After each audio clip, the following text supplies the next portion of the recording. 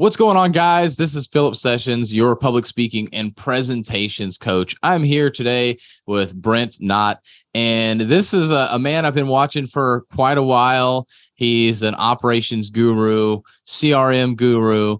This dude has persevered through so many different things. I mean, you talk about a guy that's changed his life tremendously over the last year or two, challenging himself. One day he just said, "Hey, I'm going to go run a marathon." Another day he's like, "I'm just going to go run 50 miles. This dude just tries crazy things. Right now we're recording because he wants to see if his business can run without him. And he is in Mexico right now as we record, bought a one-way ticket.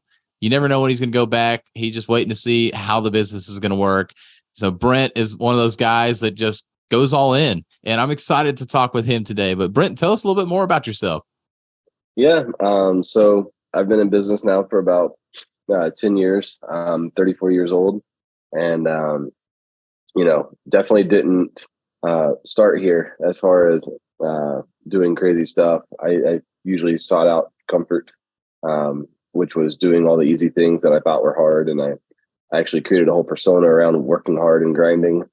And so, yeah, I mean, I have a vehicle wrap business. That was my main thing, but slowly becoming my, moving on to the new thing. I'm not killing my baby. I'm just creating opportunities in a different way where we're shifting to kind of like an employee-owned model. And my whole goal with the wrap business was to coach and mentor my team the way that I had a mentor come into my life and coach and mentor me. And it's an industry that's very easy to start. It's very hard to scale. And it can make really good money if you're the technician. It can make a lot of money too if you're not the technician, but it really requires a huge mindset shift because most people really start off with a squeegee in hand. And then we took the systems and processes from that company that we developed over the last probably 6 months to 8 months. And we just got really good at building systems and actually putting them in software, because softwares aren't a system. You can use any software, but there are certain ones that are better than others. But the best one is the one that you actually use. So, we just got pretty good at helping other people with their software stack, and we created a whole business out of that now. And we've got, I think we're up to 24 users right now, and it's going really well. Nice. And so with that, like, you're focused just on the rap group, right? If you will, like the rap niche, or just anybody? That's how it started. But we had a guy that was just like, "Hey, I would like something like this." So we built a hardscapes one. And so we're helping him with that. And really, once we did that one, and we did, what was the other guy?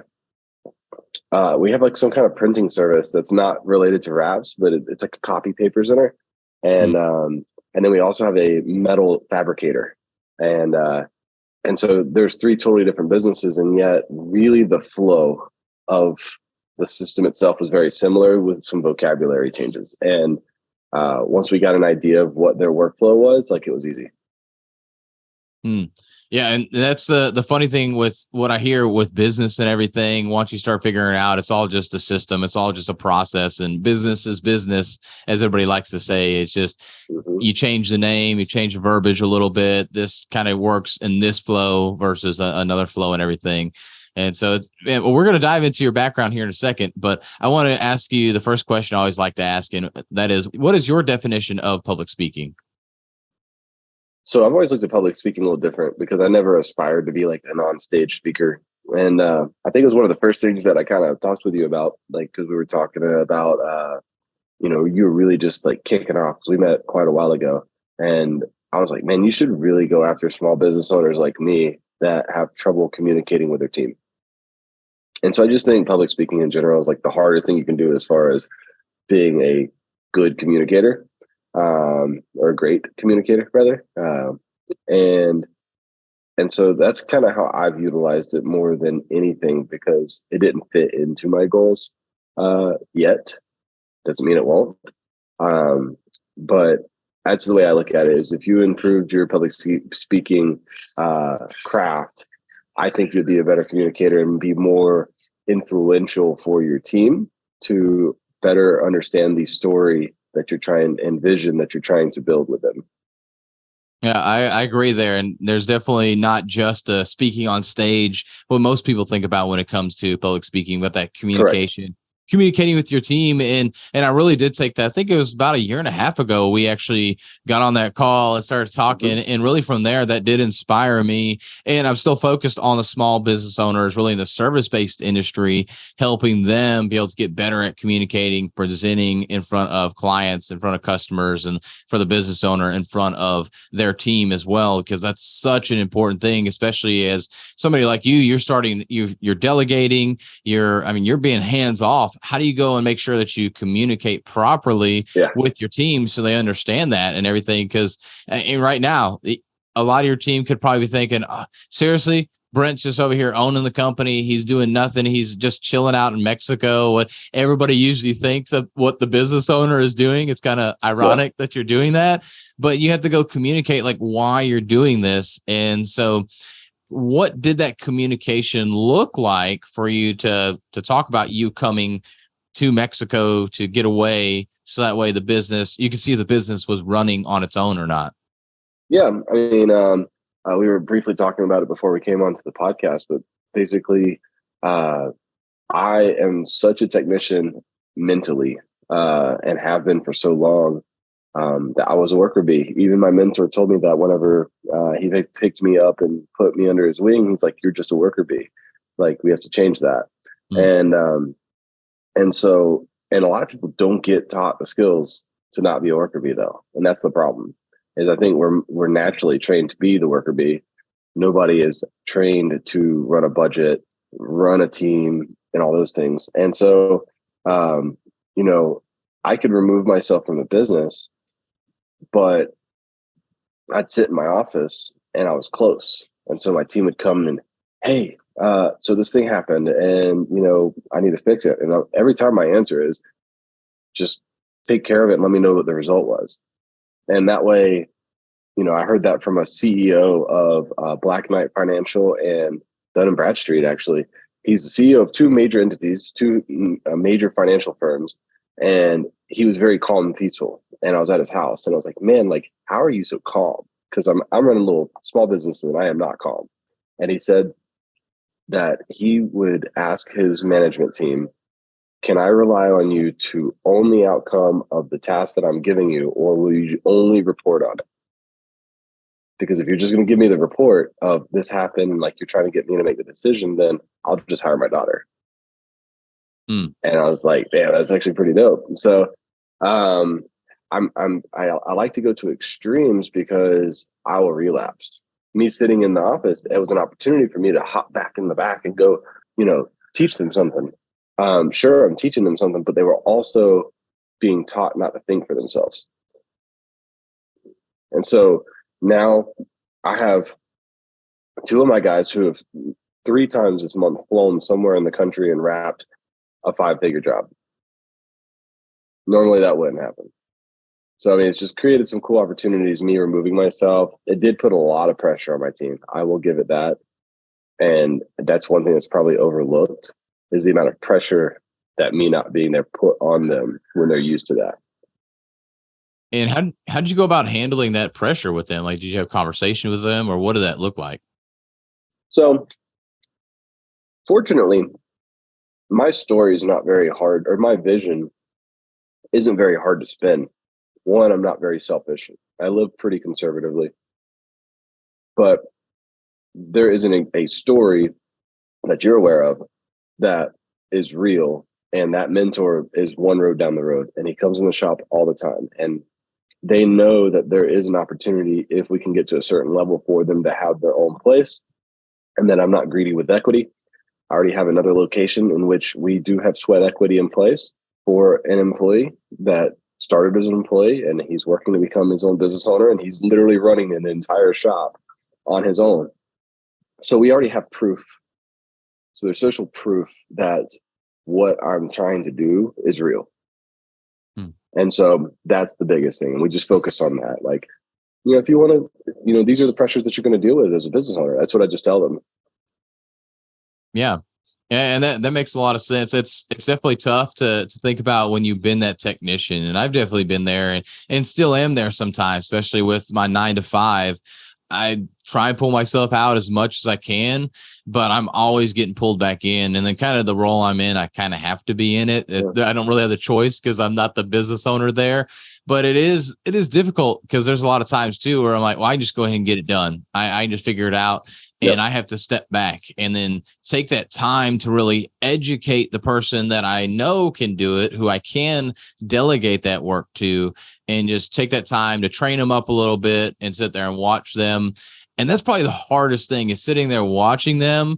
And, okay, if you just did this, it would be that, it would be maybe milliseconds or a couple of seconds quicker, but that adds up and compounds over time, and you just have to sit there and watch. And then afterwards you ask them like, hey, why'd you go about it this way? And there's all these little things that you can do. So I'm curious for you, because obviously they're there with the squeegee, they're doing all this other stuff, putting on these clear brawls and other wraps on these cars, and you're watching them. And I've seen these videos that you've done, having them, and you're training them as you're doing those videos or videoing them doing it. And I'm sure you're wanting to cringe on the inside, but how do you go about communicating that to help them understand that they can do it in a better way, or maybe they messed up on something? So what's interesting about that is I try not to do that too much, because A to B is relevant as long as the end result is the same.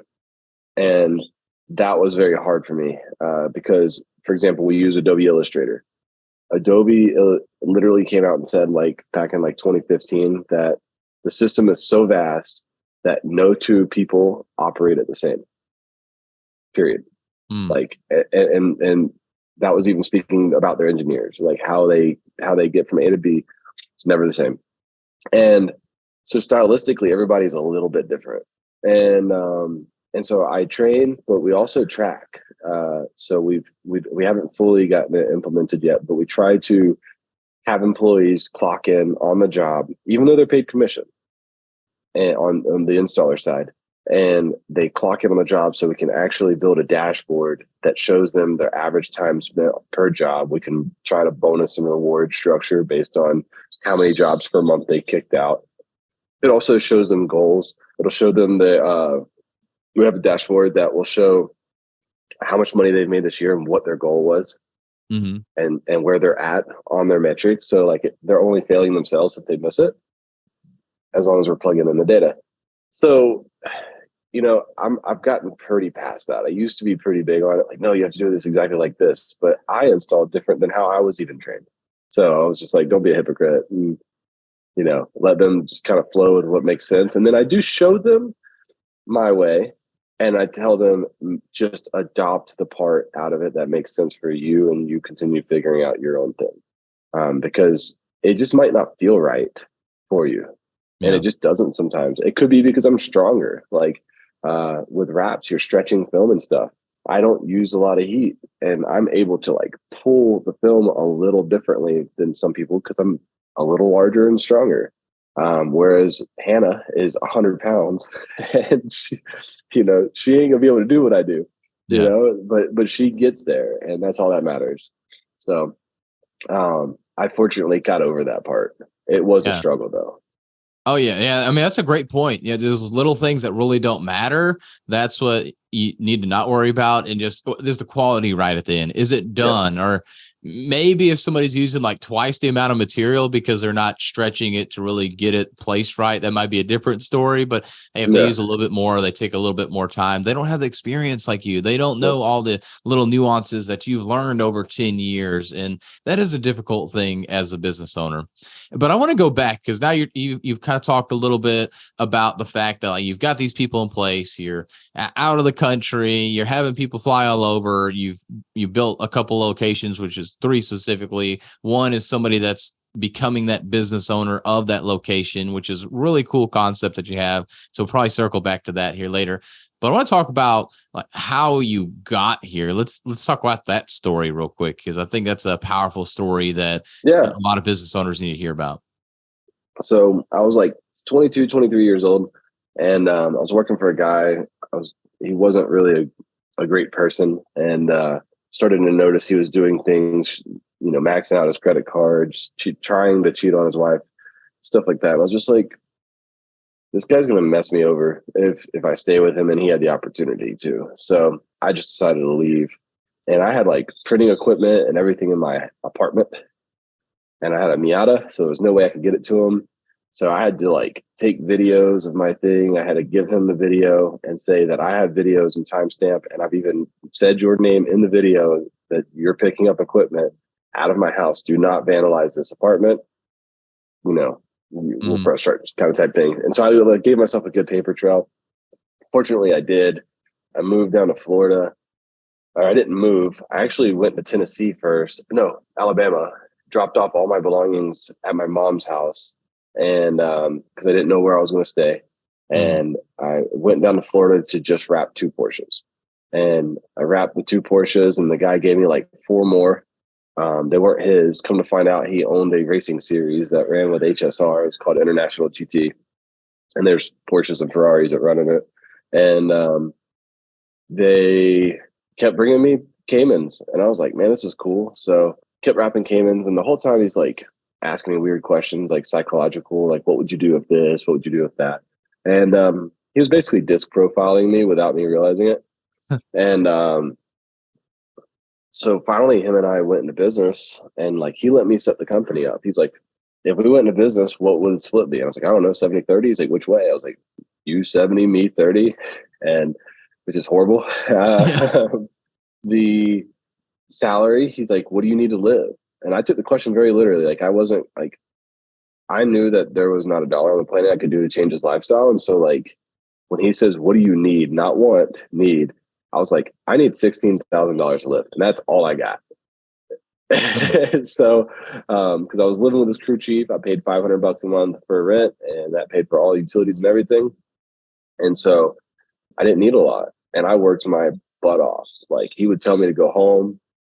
He's like, you're going to hurt yourself. You're going to burn out. And I was like, no, like I didn't, again, it wasn't the right thing. It's just what I knew to do, which was throw more work at things. And so I didn't really get any real traction in that company until maybe year 5, even though we did really good. I mean, we were doing year 2 and 3, we were doing like $300,000-$400,000, which is awesome for a 20-something-year-old. But I had a mentor that did, 40 million in sales on year 3 in 1989. Man. So like he didn't just give me the playbook either. I had to earn it. Like, he would give me little hints and I couldn't comprehend what the things he was telling me, because he's at that level to where I'm only now really just understanding the lessons. It's crazy. Luckily, I have a decent memory with his talks, but I'm literally only now just starting to crack that open. And wow. It's crazy. And like, no attaboys in 7 years, maybe 2 good jobs. And he's a tough cookie. He's very Bobby Castro, like basically, and real fundamental. He's made every mistake in the book. He's had everything happen from, cash flow issues to having an employee run into somebody and killing somebody in traffic and go into court over that. He's had literally everything happen to him. So him and I ended up separating at about 7 years, not in a bad way, just like he was working on bigger, better things, doing some big real estate stuff. And frankly, the point of it, like looking back, he was trying to get me to buy him out in year 3, year 4, year 5, year 6. Like, literally, he never gave me anything. He made me have that conversation. And who knows how much money I lost because I didn't at a 70-30 split, but it didn't matter. Like, because the way I saw it was, I was comfortable. Basically, I was in the bird's nest. I had his credit card. I had unlimited working capital as long as I followed his rules on the credit card, and I could do whatever I wanted. It was great. So it was safe, right? And so finally I had to get my credit up to the point that I could do it on my own, and then it got stressful. That first month when it was on my own credit card was stressful. I bet. Yeah, that would be a huge change. It's funny how when it's our money, it's totally different than when it's somebody else's money. And it makes sense because you don't feel that pain or the stress that, I may not have enough, which this guy clearly seemed to have enough for what you were trying to do, because what you were doing was beans compared to what he's over here doing, buying all his real estate and everything. But still, that is scary. And so I want you is I've heard this a little bit before, but I know there was a point within you, like buying him out, that he was wanting you to have those conversations, and then part of those rules as well. So there was a rule, I think, that you missed or something, and he would ask you like randomly about like, where are your numbers at or whatever. So tell us about that portion of the story. So my rules were, I can use your credit card, but I had to revolve it every 45 days. And so if it was a big project, it was mandatory that I didn't start it until the first, if possible, and to let him know if it wasn't. So that I got a longer extension on the cash, right, for all the materials. Mm-hmm. I had to receive payment terms on completion, period, was not an option, if at all possible. And if not, I had to let him know. And then I had to do a spreadsheet on every single job to show what my analysis of the products were versus time to show the gross profit per project. And he randomly spot checked me on like this $40,000 sale. It was the largest sale I had made at the time. It was for the Jacksonville Tea Party. And he was supporting them, and apparently he was paying for it. And I didn't know that. I thought he just referred the job to me. And so here I am, happy as can be. We wrapped this huge project, and he wanted to know what the margins were on it so that he could figure out what portion he wanted to donate from the business and what portion he wanted to donate out of cash. And so I did not have the spreadsheet. And at the time, I knew my wraps numbers very, very, very well. It happened to come out to $10 a square foot. So it was very easy to keep my labor at 25% because that's where I paid the installers $2.50 a square foot. Mm-hmm. So 10 was just an easy number, right? So I was like, I don't need to do a spreadsheet for this. And I felt like it was time wasted. Well, when he audited me, he literally sat me down in the office and he slammed both his fists on the table. And he doesn't really yell much, but he gets at you. He's a bulldog. And he's like, this is literally bigger than any school that you could ever get. He goes, like, you don't even realize what I'm teaching you. And if you're not going to take this seriously, then I might as well dissolve the business and let you run your own business. And how many years was this in, by the way? Like 5. Yeah. 5.5. So I was finally starting to make some money. I was about to lose it all. Man, yeah, and he was already wanting you out, like you to buy him out and all this stuff anyways. And you've been persevering through this whole time, and then you make this one little mistake. He's like, hey, I'm cutting this. And clearly he still gave you some time because you said it was about 7 years in. I mean, he just knew my personality type. I'm very stubborn, very stubborn. And it requires a little bit of an extreme. I think that's why I do what I do, though. It requires a little bit of an extreme for me to change.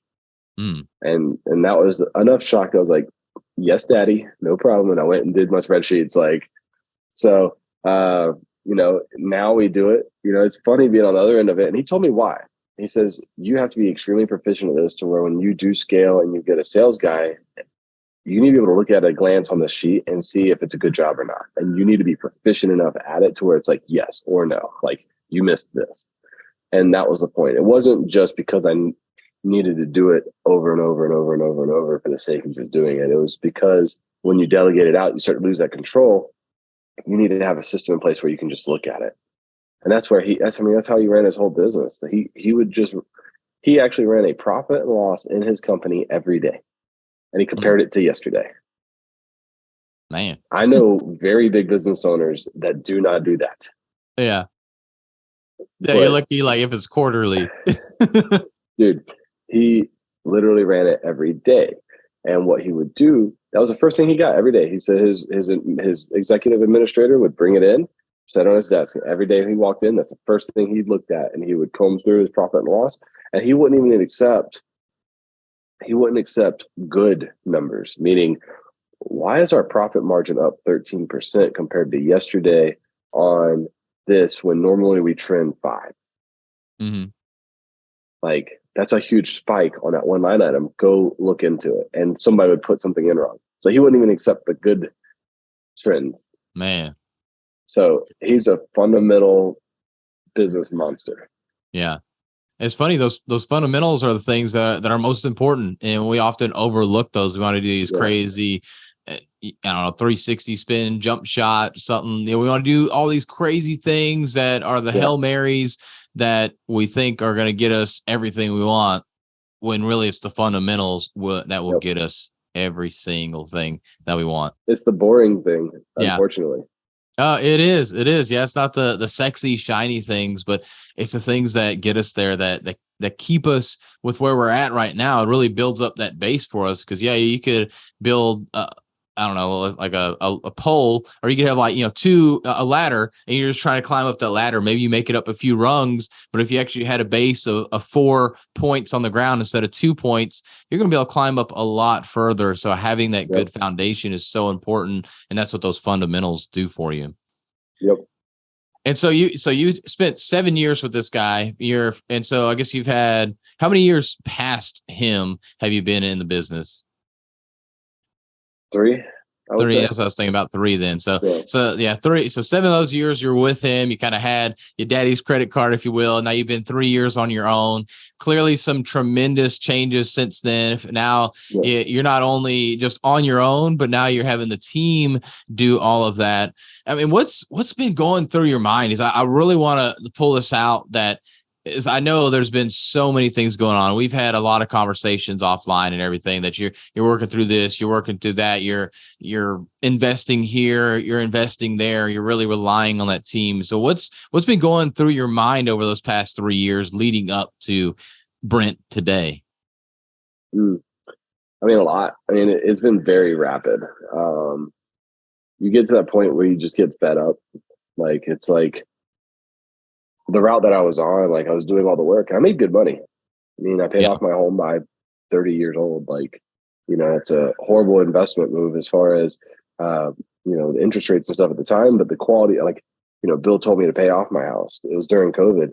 And he literally told me, he's like, this is the worst financial advice I'll ever give you, but pay off your house. And he goes, because you can't put an ROI on the quality of life that you're about to receive. And I really think that one thing is actually what made it a lot less stressful, because I was able to make some ballsy moves and not have to worry about losing my home. And his reasoning was, if I was to get hurt at the time, I wouldn't be able to operate my business to a high level, because I was still the primary skill, and I didn't know how to run it without being the primary skill. Yeah. So made sense. So we went through some major changes. We moved into a very large facility. It bled me for about a year because it was too large, but there's no more space like it in our area. Like, since the day that I started leasing that building, there hasn't been a single building that's come up for rent in my area that is similar to it. And so it's only 6,000 square feet. It's just, I live on an island with no commercial space. So we got into that. And then we started growing our team, and we went through COVID, and COVID was a really good year for us. We're in the signage and graphics business. So all the floor stickers, the 6 foot apart, all that stuff, like, I didn't really believe in the fear mongering side of COVID. So I didn't advertise any of the COVID signage, just because I just morally didn't feel right about it. I felt like it was an unfortunate expense for people. Obviously, I should have, possibly, maybe, because the amount of money that I would have made from it would have been significant, but it just didn't align, right? And so I would take the orders when I would get them. But we sold some very large COVID packages. And, one of those was to the school district for the school partitions. And we basically turned our entire shop for 2 weeks into a acrylic cutting shop, basically. Like, we were cutting acrylic like crazy. And so the team was growing. Like, we actually grew, I think, 2 or 3 employees during COVID. But the problem was, we were still doing signs. So, like, we were doing electrical signs as well. And so now you got wraps, standard signs, electrical signs. It's like, geez, you do all these things. You can't have really good staff for that. Like, it's just too divided. And I had one of my employees, James, he'd been with me for 9 years. That was the main thing that was keeping him on the team. And, his personality type didn't really align. Not that that's a bad thing. It's just, I was very growth minded. He had his plan for his life of what he wanted to do. And so he was kind of just on this chill pace. So finally, one day I sat him down. I was like, hey, uh, I think that I got to let you go. Not because you're doing a bad job now. It's just because we're doing like this. And I don't want it to become toxic. I respect you enough. And I've in my mind seen that you're not on this team in 2 years. And I can't steal life from you. So I'm going to let you go. Well, that was a very hard decision for me because A, I'm loyal to people to a fault. And he'd been with me for like 9 years. B, he's got a family and stuff. Like he's got a kid. He's got a little girl.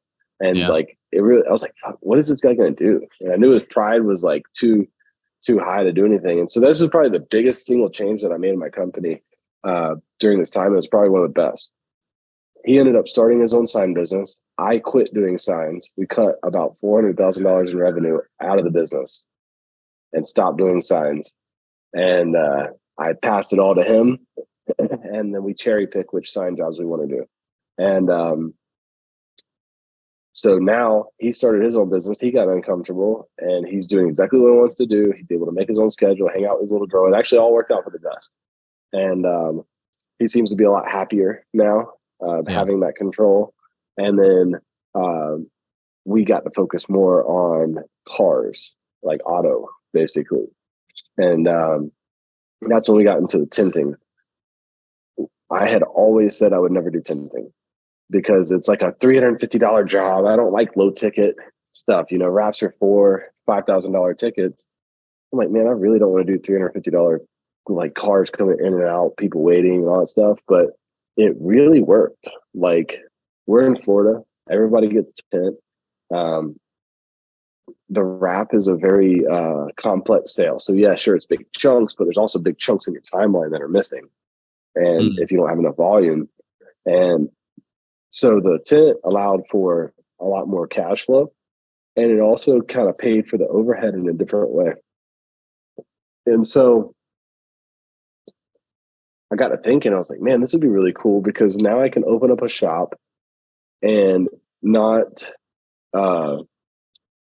worry about having to have machinery in there. You only need a cutter. So it's like maybe a $5,000 expense. I could get a shop, put the insurance and all that stuff on that shop, pay a guy commission to float to that shop whenever I have sales. And now I have another location on Google Maps for my wraps too. And so we literally cut Jacksonville right in half.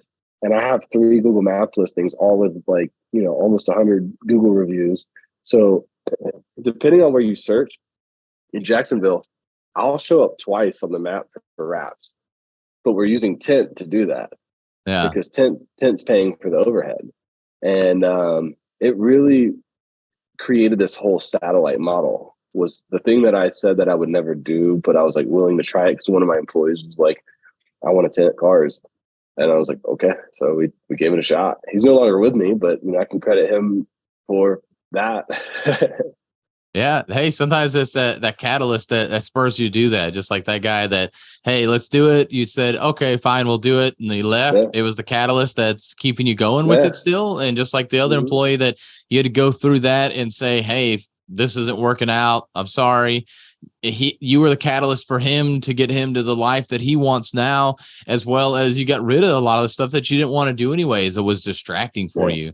And that's a lot of what happens with business owners. We have all these things we want to do, and some of them work out great, some of them don't. And we have to have those tough conversations and really persevere through all of that. So just to kind of summarize, like, dude, you've persevered through so many changes over the last 10 years for you within business. If you could kind of like summarize and really almost motivate somebody or inspire somebody to push through and keep persevering, what would you say? Well, I would say that I probably got this from the 50-mile run.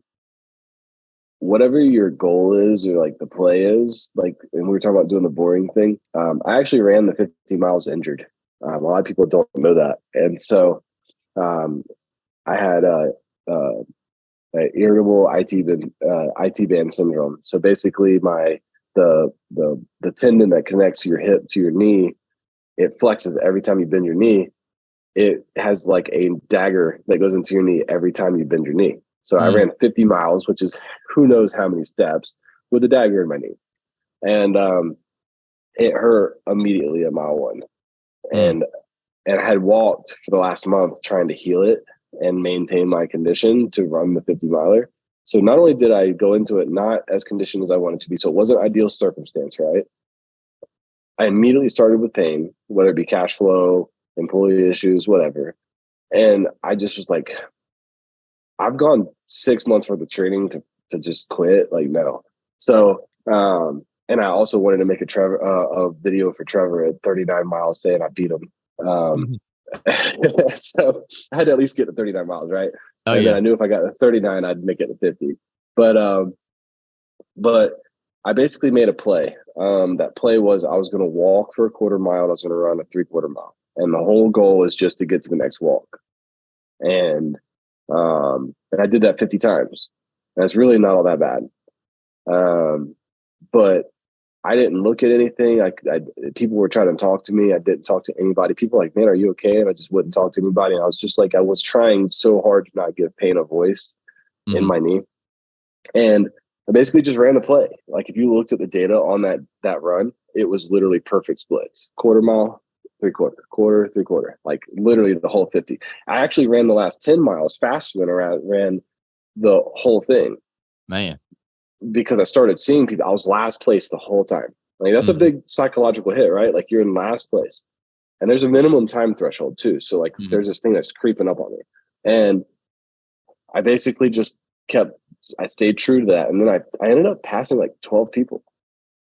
Wow. Which is crazy, right? So I'm injured and then I'm seeing people and I start, one of the guy who's running the Nocti shop ran with me and he was cramping real bad and he saw that I saw people and he's like, dude, go. And I freaking bolted. And I was running like 10-minute miles at mile 40, which was crazy. That is crazy. And I just got a crazy adrenaline rush. But basically, no matter how much pain you're in, it ends. No matter how much joy you're in, it ends. Like life isn't what we think it is. I think the 10% good times are really what we live for. And that's what a lot of people, they all seek the pleasure, but they don't realize that it really is a balance of both to create some form of crazy harmony, which doesn't make sense, but it has to be. We wouldn't have joy without pain. So, just keep going. I mean, this too shall pass is basically the quote. Yeah. Like that, like, Goggins and them say, and it really is true. Like, no matter how much pain I had, it never got worse than where it was at the whole time. So my first goal was to make something else hurt more than that, which is crazy, but it's a goal at least, right? Yeah, right. Yeah, but it'll keep you distracted from that too, rather than focusing in on that pain and this pain. Oh, it's so bad. It's so bad. It's so bad. And eventually you build this up so much in your mind. Instead, you're like, hey, I'm going to focus on, can I make something else hurt more? And because you focused on, exactly. Yeah. And your mind focused on something else. And therefore that pain wasn't quite as bad because you were waiting for something else to get worse, which is not necessarily a great thing from a business perspective. Like, oh, my cash flow is bad. Let me see if I can make sure that my employees get worse too. Like we don't want to focus on a negative necessarily. It may, but but definitely focusing on something else. Hopefully a positive is what you're focusing on is a great way to help you persevere and get through that. But let's go ahead and get to our last question, Brent. I appreciate you coming on and all the stuff that you shared here. It's been awesome to hear. But if you could only share one message for the rest of your life, what would that message be? Don't do stuff you don't want to. All right. You got care to elaborate at all? Yeah. I mean, I won't share why because it's a personal thing. But I heard that from a friend of mine. And so I learned a lesson from him. And basically he was dissolving a business, or not dissolving, he was either going to get bought out or he was going to buy out a partner just over a small thing. And he had a situation that occurred and like it changed his mindset on everything. And like we were at a meetup and he said that it was just basically, I don't do things that I don't want to do anymore. And so like, don't do things just for the sake of money, signage. Don't, wait on people for the sake of waiting on people because you can't change other people's lives.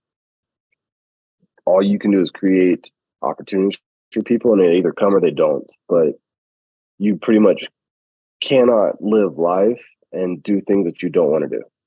And so I now basically am running my entire life to where I want to learn how to, every move and every business decision I make moving forward is going to require me to be able to work remote, to where if I want to live in Florida, I can live in Florida. But if I want to move anywhere I want to, I can move anywhere I want to and be geographically free.